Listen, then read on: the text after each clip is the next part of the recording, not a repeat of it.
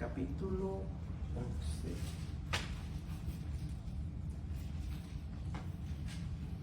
En esta tarde vamos a hablar un poquito de los cristianos.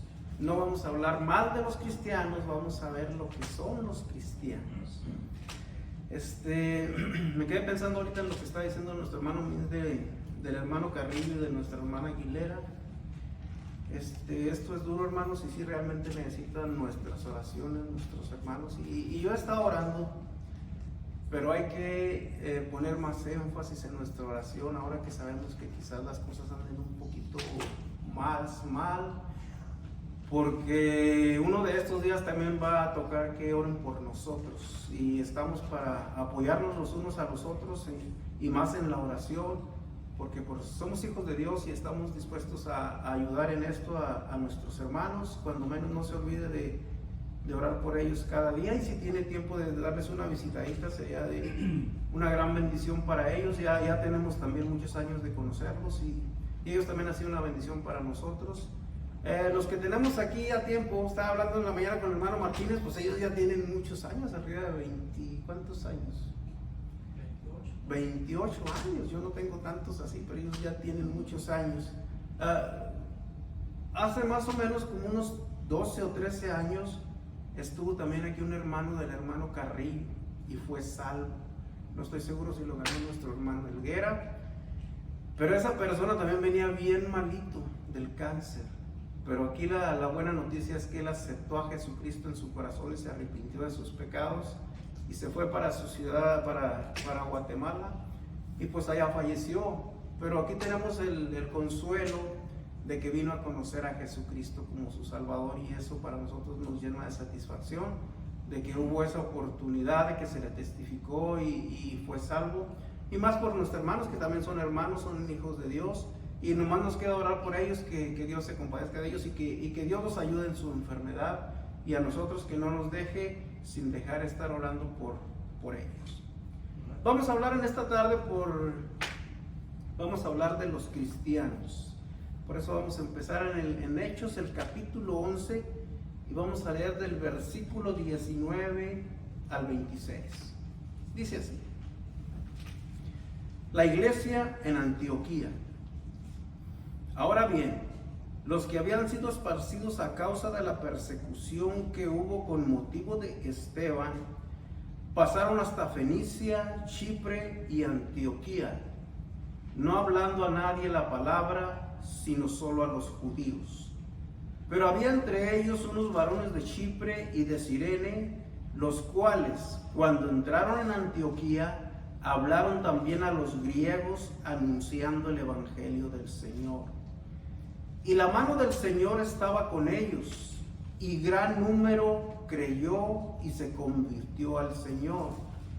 Luego, la noticia de estas cosas a oídos de la iglesia que estaba en Jerusalén, y enviaron a Bernabé que fuese hasta Antioquía. Cuando llegó y vio la gracia de Dios, se regocijó y exhortó a todos a que con propósito de corazón permaneciesen fieles al Señor, porque era varón bueno y lleno del Espíritu Santo y de fe, y una gran multitud fue agregada al Señor.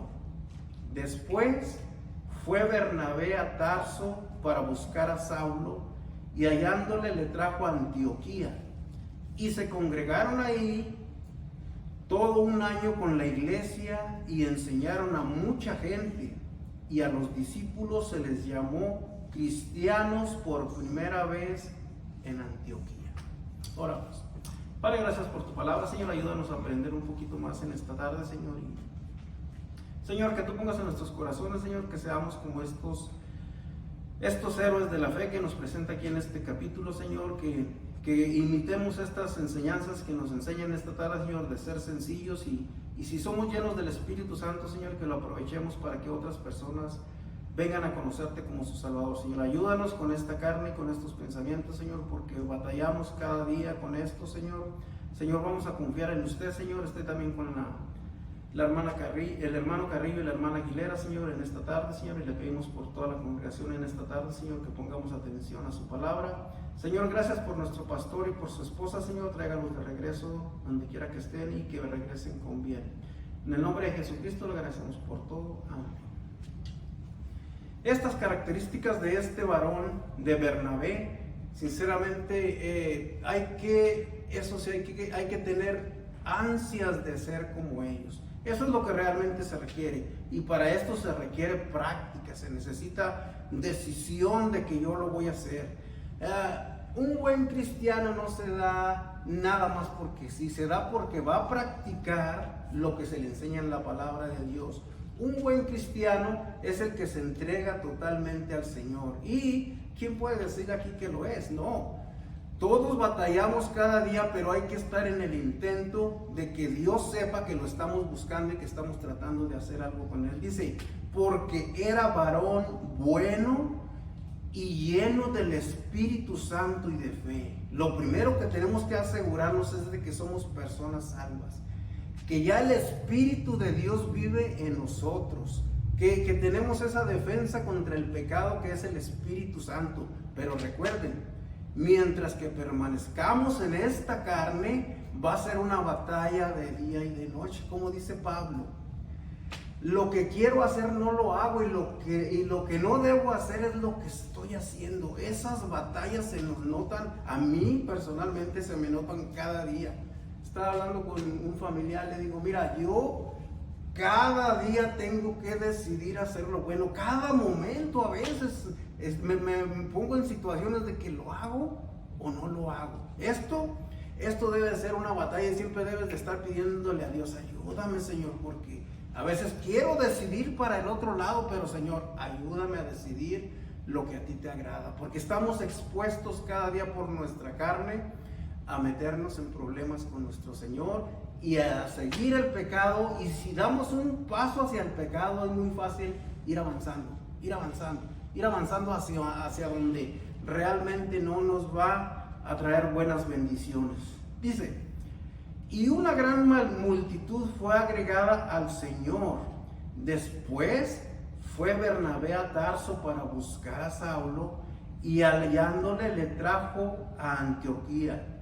Y se congregaron ahí todo un año con la iglesia. La congregación de todos los miembros de nuestra iglesia debe de ser necesario. No debe ser hoy sí voy, mañana no voy, la semana que entra voy, la otra semana quizás no voy a la iglesia, no voy a ir a escuchar predicación, no voy a leer mi Biblia. No. Esto debe de ser una decisión, y para mí principalmente se me complica a veces no tenemos ganas de movernos de nuestra casa. A veces estamos muy cómodos estando ahí mejor en la casa, descansando, porque mañana es lunes y tenemos que ir a trabajar. Esto tiene que ser una decisión de decir, bueno, voy porque eso me va a beneficiar a mí y le va a beneficiar a los hermanos que nos vamos a congregar ahí todos juntos, unánimes buscando a Dios. Esa es la cosa. Cuando venimos a la iglesia somos un conjunto de personas que venimos a reunirnos para buscar a nuestro Dios, para ver en qué nos puede ayudar nuestro Dios en esta semana que entra, para ver cómo Dios nos puede abrir los ojos para guiar a nuestros hijos, para ver cómo Dios nos puede guiar para estar en nuestro trabajo. O sea, esto es necesario. Desde que hemos recibido el Espíritu Santo, necesitamos recibir alimentación espiritual por medio de la palabra de Dios. Ahorita veníamos platicando mi esposa y yo, y le digo, ¿qué trabajo tienen los pastores? Y yo, hablando de mi pastor, le digo, mira, son 3 mensajes el domingo, y el del miércoles son 4 mensajes por semana. Al mes son 16 mensajes los que tiene que estar preparando nuestro pastor. ¡Hey! Se invierte horas. Pues estaba yo llorando y quejándome porque ahora me pusieron a predicar también ahorita en la tarde, y eso para mí se me hace increíblemente mucho para mí. Pero gracias a Dios, con la ayuda de Dios estoy aquí. Miren, ¿se acuerdan? Hace como 2 semanas el pastor dijo que me iba a dar un regalo, un premio de $, y dije, a ver si me da un cheque. No, me regaló me regaló unos libritos que cómo están buenos y son viejísimos, pero son cosas que yo también estoy practicando para saber, y todo esto, cositas así le sirven a uno para ayudarse. Y gracias a mi pastor que ahora lo voy a poner en práctica. La cosa es esta: el congregarnos, como dice aquí, le sirve a la iglesia, y aparte personalmente nos sirve a cada uno de nosotros para venir, exponer nuestros problemas, orar por nuestros problemas. Ahora el problema lo tiene la familia esta, ahora el problema lo tiene esta, ahora el problema lo tenemos todos. Salir unánimes pidiendo oración a nuestro Dios por todos nosotros, que se compadezca de nosotros. Dice, y se congregaron ahí todo un año con la iglesia y enseñaron a mucha gente. ¿A qué se dedica la iglesia? A enseñar, a conocer a nuestro Señor Jesucristo, qué es lo que quiere de nosotros y qué es lo que no debemos de hacer nosotros. Entonces, la iglesia vamos a ponerlo como un campo de batalla en el que venimos a luchar en contra de nuestra carne. Venimos a buscar a nuestro Dios para que nuestro espíritu sea fortalecido. Esa es la realidad. Y enseñaron a mucha gente, y a los discípulos se les llamó cristianos por primera vez en Antioquía. ¿Por qué cristianos? Porque iban a hacerlo todo lo que Cristo les había enseñado, y la gente sabía de qué estaban hablando, de qué estaban hablando, del evangelio, de qué estaban hablando, de la muerte y de la resurrección de Jesucristo, que vino y murió y pagó por nuestros pecados. De eso estaban hablando. Por eso la gente que no conocía a Dios les llamó cristianos, porque seguían a Jesucristo. A nosotros ahorita en estos días nos llaman cristianos, a los que nos reunimos en iglesias cristianas. ¿Qué vamos a hacer nosotros? ¿Qué es lo que estamos haciendo? ¿Estamos realmente haciendo lo que Cristo dejó a la iglesia? ¿Estamos haciendo lo que Cristo nos dejó encargado que hiciéramos? Ir por todo el mundo y predicar el evangelio a toda criatura. Lo estamos haciendo, lo estamos llevando a cabo en nuestra iglesia como debe ser. Quizás estamos fallando en algo, quizás no estamos haciéndolo, pero cada día tenemos la oportunidad de hacerlo mejor. Cada día tenemos esa oportunidad de mejorar como cristianos. Bueno,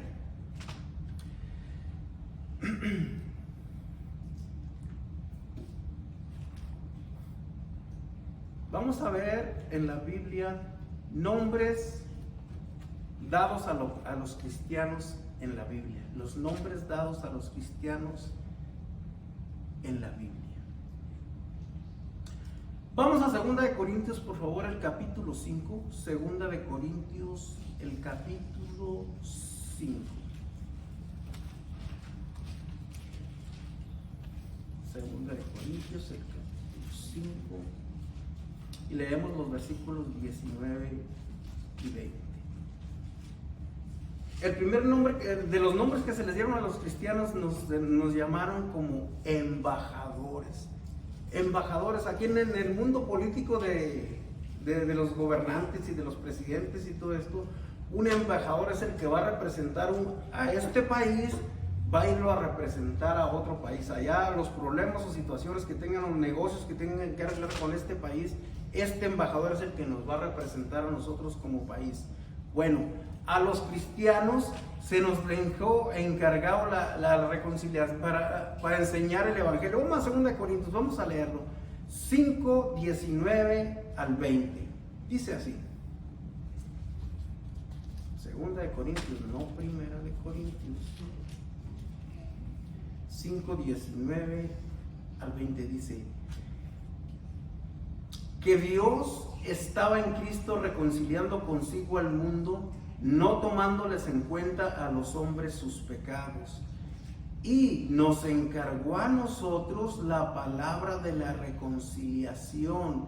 Así que somos embajadores en nombre de Cristo, como si Dios rogase por medio de nosotros. Os rogamos en nombre de Cristo, reconciliados con Dios. Somos los representantes de Cristo en el mundo, los que por medio de nosotros, miren, por medio de que usted ande sembrando el evangelio, usted está reconciliando gente con Jesucristo. Recuerden, Sin Cristo no hay reconciliación para con Dios. Cristo es el que nos representa para tener comunión con nuestro Dios. Y nosotros se nos llama embajadores de Cristo. Y dice, también se nos conoce como discípulos. Como número 2 se nos conoce como discípulos. Vamos a San Juan, el capítulo 13, por favor. Es San Juan, el capítulo 13. También se nos conoce como discípulos a los que seguimos a Jesucristo.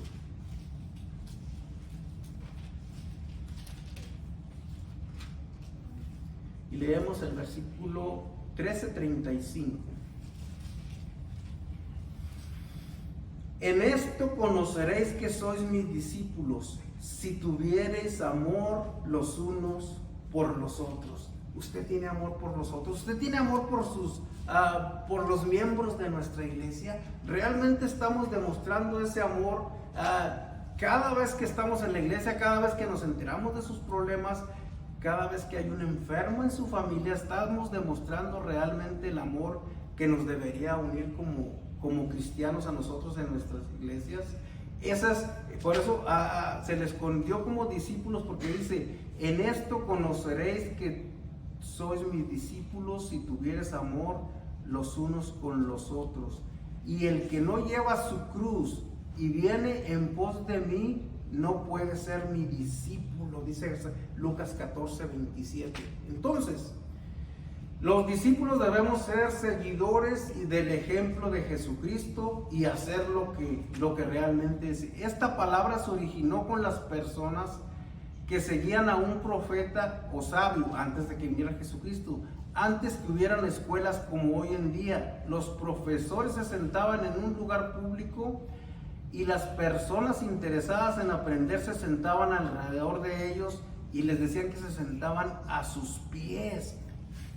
La palabra discípulo significaba un estudiante que estaba aprendiendo y seguía a su profesor a donde fuera.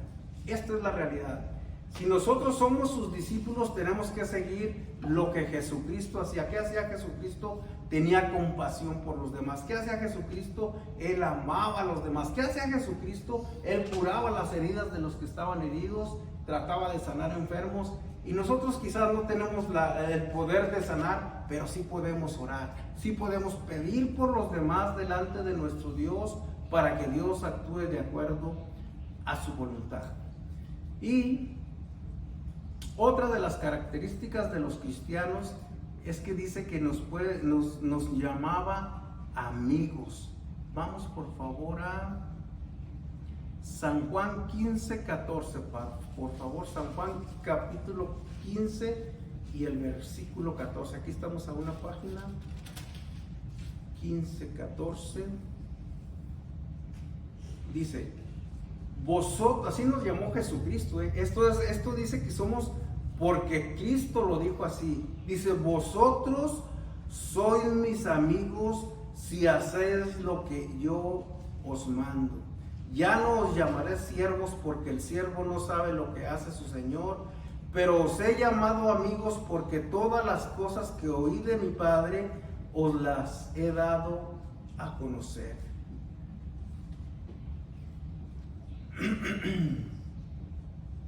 ¿Hacemos lo que nuestro Señor hace? ¿Realmente estamos haciendo para que Él nos llame amigos? Dice, debemos de seguir el ejemplo como Él anduvo. San Juan 15:14. Otra cosa por lo cual nos llaman a los cristianos, nos llamamos miembros.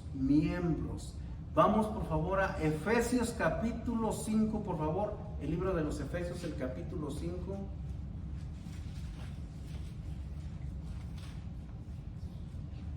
El 29 y el 30, los versículos 29 y 30. Efesios 5, 29 y 30.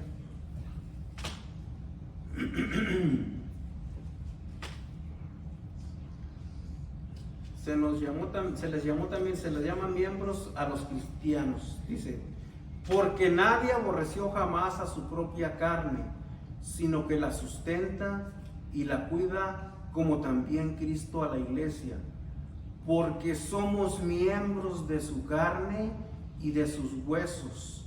¿Por qué? Porque somos parte de la iglesia, porque somos la iglesia de Cristo, porque somos parte de Jesucristo. La realidad es que cada uno, por eso cuando empieza a faltar gente en la iglesia, ese miembro está haciéndonos falta, porque somos una unión, estamos unidos en Jesucristo. Si la iglesia es un desorden de que la gente falta y viene cuando quiere, no estamos siendo los miembros de la iglesia que deberíamos de ser.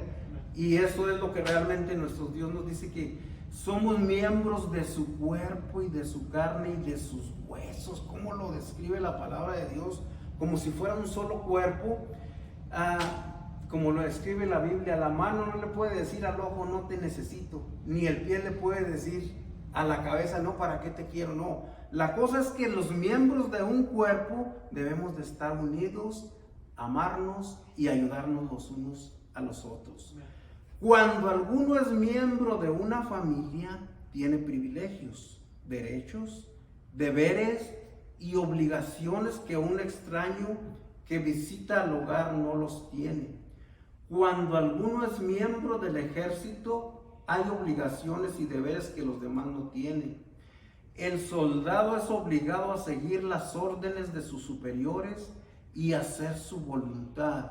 Como cristianos, somos miembros de la familia de Dios y debemos portarnos dignamente, trayendo honra y gloria para el nombre de nuestra familia, que es la iglesia de Jesucristo. Los cristianos debemos de ser un buen ejemplo en la sociedad, no debemos de ser un mal ejemplo. Los cristianos debemos ser más respetuosos que la gente que no es cristiana. Los cristianos deberíamos de ser mejores trabajadores que una gente que ignora de Dios. Los cristianos deberíamos de ser más responsables que la gente que no tiene conocimiento de Dios. Pero sinceramente a veces somos unos cristianos que damos vergüenza. Eso es lo que pasa. A veces no estamos haciendo nuestra parte de las órdenes que nuestro Dios nos da en su palabra, de las órdenes que recibimos cuando venimos aquí a la iglesia, de las órdenes que recibimos en cada predicación que recibimos de parte de la persona encargada de aquí de nuestra iglesia. Y la realidad es que lo que queremos es agradar a Dios. No lo hacemos por nosotros mismos, lo que queremos es ser agradables a los ojos de nuestro Dios. Otro de los nombres que se nos dan en la Biblia a todos los que somos cristianos, dice que somos instrumentos. Vamos a 2 de Timoteo, por favor, el capítulo 2. 2 de Timoteo, el capítulo 2. Y vamos a leer los versículos 20 y 21. Dice: pero una casa grande no solamente hay utensilios de oro y de plata, sino también de madera y de barro, y unos son para usos honrosos y otros para usos viles. Aquí lo que nos está tratando de enseñar, miren, en la iglesia vamos a ver de todo. Vamos a ver personas que se van a dedicar a limpiar aquí el piso, a personas que va a ver que ayudan en los baños, mujeres que van a ir a cuidar la cuna, hombres que van a cortar el zacate, otros que van a levantar las mesas cuando se necesite, otros que van a ayudar a los niños a enseñarles. Va a haber diferentes cosas para cada uno de los que estamos aquí. Y para todos, si todos lo hacemos buscando agradar a nuestro Dios, eso es lo que se requiere en la iglesia. La iglesia nos necesita de todos, tanto el que agarra la escoba, como el que va y mueve una cuchara para servir de comer, como el que agarra a un niño que está llorando, que se cayó, como el que viene y acomoda las sillas cuando están mal acomodadas. Todos tenemos algo que hacer, pero hay que estar dispuestos. Esa es la realidad, estar dispuestos. Y todos lo hacemos, no, y quizás yo me cuento, entonces a veces no hago lo que tengo que hacer, pero vamos a tratar de hacer un poquito más, porque haga de cuenta que esta es nuestra segunda casa. Aquí nos congregamos para lo mejor para todos. Aquí Fíjense nomás, cada vez que llego a la iglesia miro muchas sonrisas y gente deseándole bien al otro, porque eso es lo que debe de ser. Yo no le tengo que estar deseando mal a aquel persona, deseando mal a la familia esta, o haciendo para que la familia esta se vea mal. No, al contrario, vamos a hacer cosas y vamos a generar situaciones para que todos nos sintamos cómodos, para que todos nos sintamos en respeto, para que todos nos sintamos amados y respetados aquí en la iglesia.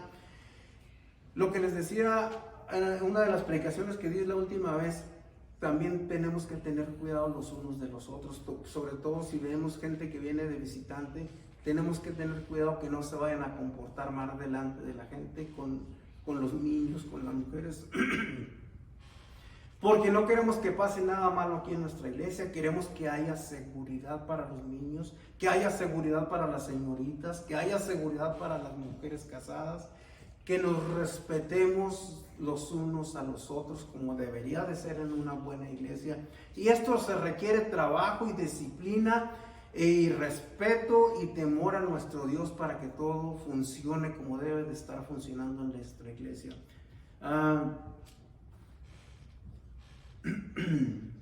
Esta palabra de instrumentos se refiere que se usan en el trabajo. El médico tiene sus instrumentos para analizar y tratar a sus pacientes, porque él está encaminado a la salud. El ingeniero sus herramientas para medir y planear su trabajo, y el banquero sus máquinas para calcular y facilitar su labor. Nos están dando a entender que todos podemos tener una cualidad o ciertas habilidades diferentes a todos, pero si todos estamos haciendo lo que nos corresponde, es lo que a Dios, nuestro Dios, le agrada. En todas las profesiones, gran necesidad de instrumentos para facilitar el trabajo. Hay instrumentos de gran valor y otros de poco costo, pero todos son necesarios para el trabajo. Me pongo a pensar como en la construcción. Hay unas tremendas máquinas que sirven para escarbar, otras que sirven para hacer hoyos, y unas máquinas que no son de control remoto, que son las palas con las que tenemos que palear a algunos de los trabajadores que en eso trabajé yo por mucho tiempo. ¿Y saben qué? Porque hay trabajo que la grande máquina esa que cuesta miles de dólares no puede hacer con la palita que yo puedo hacer, como buscar una línea de electricidad, una línea de teléfono. Esa línea la tengo que buscar yo a mano con mi pala. Entonces, ¿qué quiere decir? Que cada uno hace su trabajo de acuerdo a lo que se necesita, y los dos están haciendo para que produzca dinero para nuestro patrón, el que nos está pagando. Aquí producimos, pero lo que producimos es fe, y lo que producimos es bienestar y respeto para todos nosotros en nuestra iglesia. Entonces, todo esto es muy bien explicado. Todos tenemos una cosa que hacer, y al vez y de plano, si a veces no tenemos algo que hacer o no sabemos qué hacer, le aseguro que si viene con nuestro pastor, ¿qué puedo hacer? ¿En qué le puedo ayudar? Nuestro pastor lo va a dirigir a hacer algo. Tenga la seguridad de eso. Usted no va a decir, no hay nada que hacer para mí ahí en nuestra iglesia. Siempre va a haber algo. Si usted viene al pastor, si no viene es porque usted no quiere. Pero usted agarra al pastor solo y dice, pastor, me gustaría ayudar en algo, me gustaría hacer esto, o qué cree usted que necesite que haga. Y nuestro pastor lo va a dirigir hacia donde usted puede ayudarnos. Para toda la clase de instrumentos, usted puede ser de gran valor si está dispuesto a entregar su vida al Señor y a su obra. Vamos a Romanos, aquí es el último versículo que leemos en Romanos 12, 1 y 2. Romanos 12, 1 y 2.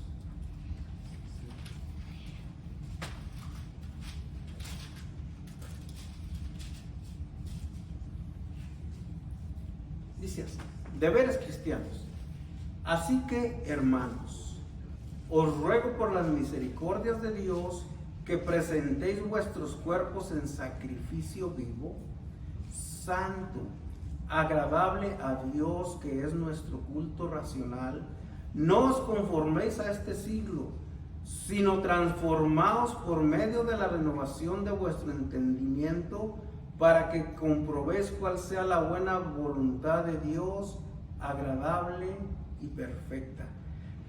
Sino que transformaos por medio de la renovación de vuestro entendimiento, para que comprobéis cuál sea la buena voluntad de Dios, agradable y y perfecta. Solamente nuestro Dios sabe qué es lo que podemos hacer. Él es el que nos puede hacer agradables a Él, pero tenemos que transformar nuestra forma de pensar.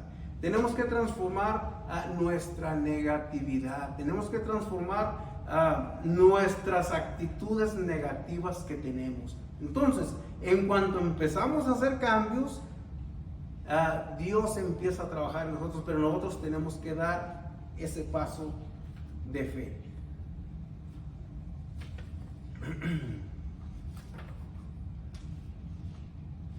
Para terminar voy a leer estos dos pequeños pedacitos de este librito. Dice, la confianza en Dios. Dice así, ponga atención, estos están muy interesantes.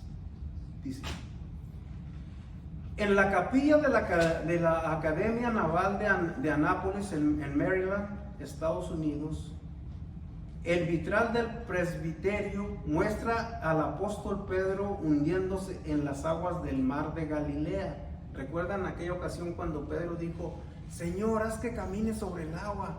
Ok, ven hacia mí. Pero dice que cuando Pedro quitó sus ojos del Señor, sí se fue caminando. Pero al mirar la tormenta y los vientos que venían, se empezó a hundir. Y dice, el momento ahí equivocado en el que el discípulo extendió su mano a Jesús y gritó, Señor, sálvame. ¿Recuerdan ese pasaje? Parece evidente que esa obra de arte está ahí para que los marinos tengan en cuenta que en los naufragios era un mural que tenían pintado aquí. Y en otras crisis en la vida es necesario clamar a Dios y confiar en Él. Hemos leído que durante la Segunda Guerra Mundial y en otros episodios bíblicos mucho más recientes, hubo numerosos cristianos que oraron a bordo de sus naves cuando la situación era desesperante y pusieron su esperanza en el Señor.